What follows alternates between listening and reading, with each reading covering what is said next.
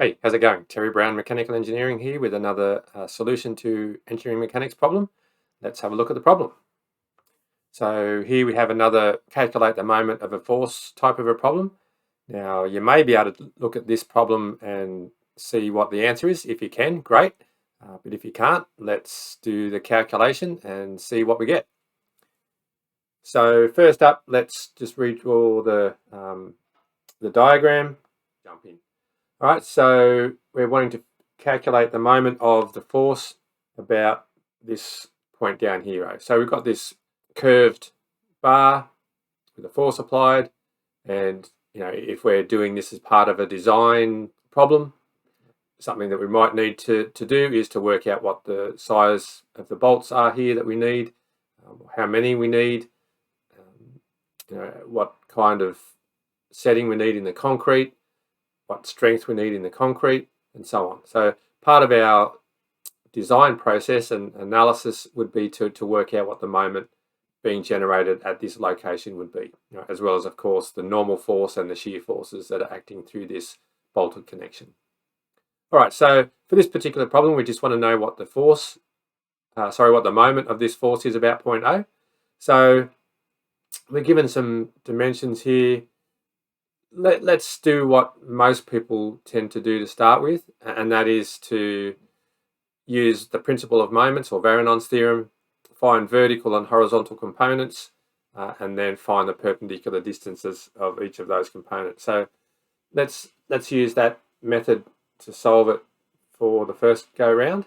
So if we say sum of the moments, or the net moment, so my way of writing the formula for Varignon's theorem, or the principle of moments, is component in the x direction, say, times the perpendicular distance. So if it's in the x direction, perpendicular distance will be in the y direction, and then the y component times the distance, perpendicular distance in the x direction.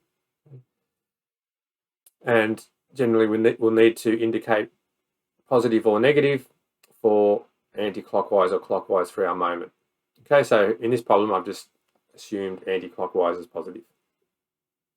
If we go over to our force over here and start to find our components, so our horizontal component here, okay, so if we think about our little triangle in here, I've just drawn a line over here just to represent that triangle. So this bottom edge here, or this lower side of the triangle, is adjacent to our 22.5, so therefore this will be 500 cos 22.5.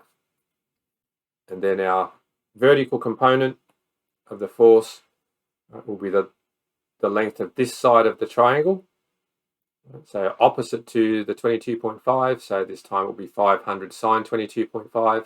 And again, note that I draw the component of the force acting at its proper location, its proper line of action. All right, so now that we've got the components of the force, we just need our perpendicular distances. So if we extend the line of action of our horizontal component first, so line of action continues here, and to calculate the moment we need the perpendicular distance from the point that we're calculating moments about, so in this case point 0, perpendicular to the line of action of the force. So it's this little blue line that I've drawn in here, dy. And then for our vertical component, line of action is vertical through this point here. Perpendicular distance to that line of action from point O will be this horizontal blue line that I've drawn here and labeled dx. All right, so now we just need to do a little bit of geometry to work out the values for these perpendicular distances.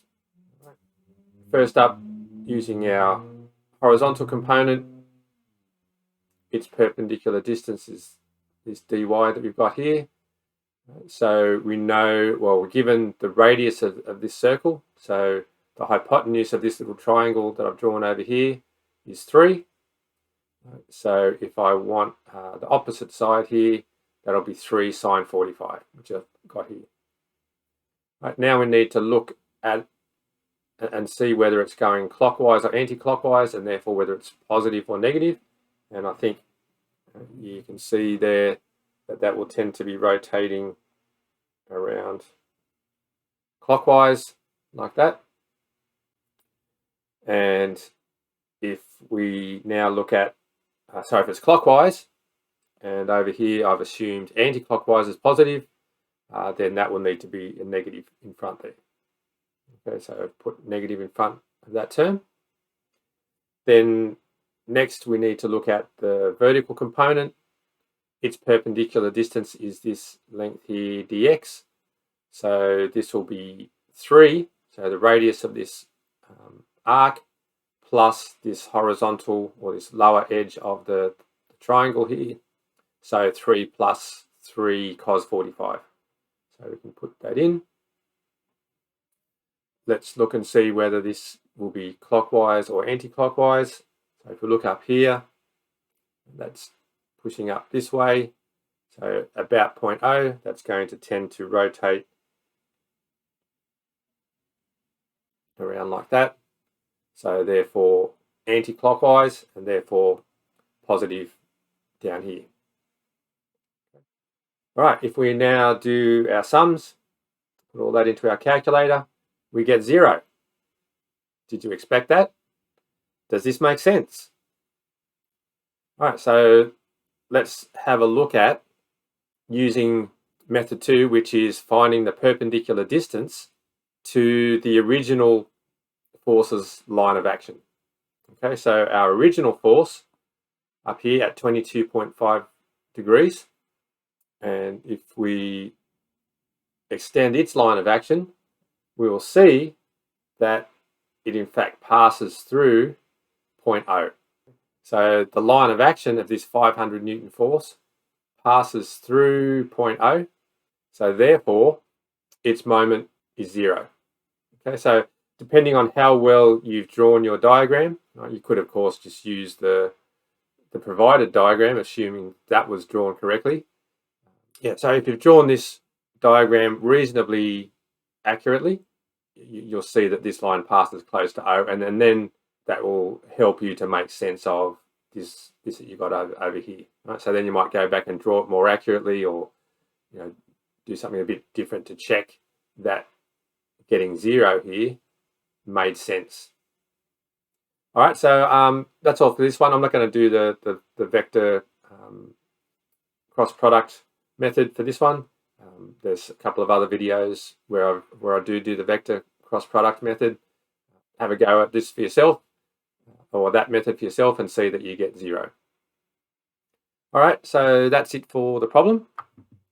Hopefully that was interesting, and maybe even challenged your thinking and challenged your understanding of what a moment is and how it's calculated. Yeah, so if you've got any questions or comment about the problem, please leave them in the comments below. Or if you're in my class at UTS, then you can always ask a question in the tutorial. Anyway, see you for now, and I'll see you in the next video.